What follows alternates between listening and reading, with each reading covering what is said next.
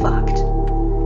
It's a mass. We don't know what it is yet, but it's abnormally large, so it's unlikely to be polyps.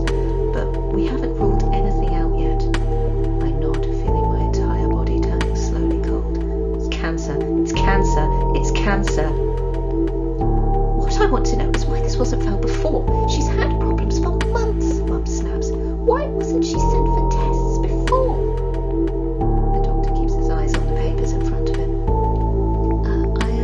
I was sent for a colonoscopy, I say. It says here you had a sigmoidoscopy, the doctor nods. It came back clear, save for some small hemorrhoids. If the mass is large, how could it be that they didn't find it until now, Mum says. The mass in the bowel is further up than a sigmoidoscopy would see, the doctor explains. Your records show that you were diagnosed with IBS, and we've not seen you since that diagnosis. But what? Mum starts. It's very rare for somebody your daughter's age to develop. But why? Mum raises her voice again. But Mum, stop! I whisper and look at the doctor. What is wrong with me? Cancer. Cancer is cancer. It has to be cancer. Why won't he say it? Why won't he tell me? Without further tests, we can't be sure, the doctor says, finally glancing up at me for a moment before his eyes go back to his papers. Do I have cancer? I say, feeling a spark of heat in my chest. The doctor keeps his eyes down. We haven't ruled it out yet, but your symptoms are not typical of cancer. Abdominal pain and bleeding, that could be hemorrhoids. The mass could be a benign bowel obstruction, which is why your pain suddenly spiked. So what now? Mum says,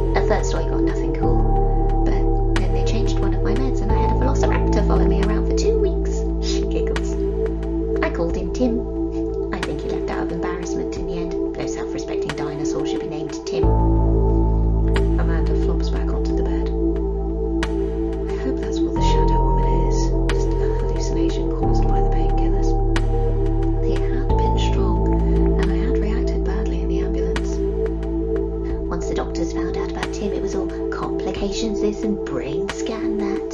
Amanda glances at me and shrugs. They changed the medication I was on after the scans and blood tests. Hopefully it was just the pain medication. I mutter and cough again, my throat dry and scratchy. I look around the ward. A lot of the beds had people in. Most of them seem to be asleep, but a couple are sitting up. One of them's reading a comic book. I frown as I realise everyone in this room is under the age of 30. Most of them are in their teens or 20s. I cough again. I turn towards the door, wondering if I can ask for a drink, and freeze. There's a woman in the doorway. She is wearing a grey shroud that mostly covers her, leaving only her face and arms exposed. Her grey skin hangs on her like it's a size too big for her bones. Her bony fingers tipped with black broken nails hold an IV pole. Her face is too long to be real, stretched and distorted. Her skin hangs heavy, sagging on her cheekbones and pulling around her eyes. Her mouth is open wide, showing yellow and rotting teeth. Her pitch black eyes are staring right at me. I can hear her breathing, a dry, raspy sound. It's the first time I've gotten a good look at her, and she makes me feel sick. She grins cruelly at me, the expression distorting her features even more. Oh God, I hiss. Amanda sits back up. What is it? She asks. I say nothing. I can hardly breathe. You're seeing her again? Amanda sits on the edge of her bed, following my line of sight. There's no one there. It's just the pills. The woman raises her hand and slowly points at me. Look at her properly. Something will be off. She's not real. I try to look away. I look down and see that the woman isn't touching the floor. The door is made of glass and she's only visible in the part that is glass. I swallow, feeling the tension in my chest and throat ease just a little bit. She isn't real. She can't hurt me. I feel suddenly lightheaded. Call her something. Stop her from being scary, Amanda says. Like what? I don't know. Mrs. Buttons. Nobody can be afraid of Mrs. Buttons. Or how about Cupcake? How can you be afraid of somebody called Cupcake? I try, despite myself, but her name comes unbidden in my head as I try to think. Grey Lady. She is the Grey Lady. Grey Lady, I hiss. You're missing the point. Call her Twinkles, Amanda said. I shake my head. Giving her a name didn't make the woman in the glass any less terrifying. The door opening did that. The door swings open, and when it closes, the Grey Lady is gone. 3 men, doctors, come into the room. They walk over to my bed in the brisk clatter of people in a hurry. I peer around them at the door. The glass is clear, as if the Grey Lady had never existed. Hello, Sophie. I'm Dr. Milbury. One man smiles at me and sits on the edge of my bed. As you know, we've put you in for a colectomy.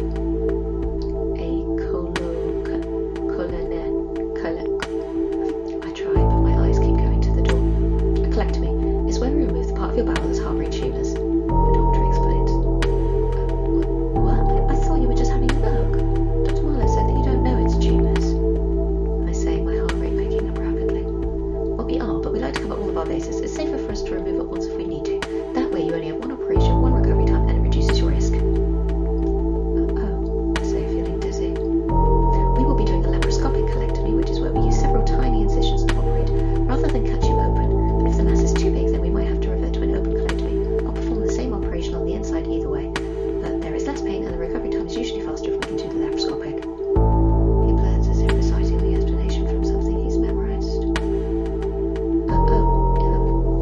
Okay, I say, trying to follow the brisk explanation. During the operation, we will enter the abdomen by placing a cannula. He pauses and looks at me. A narrow tube. We'll put it in the stomach through a small incision, which we will then pump gas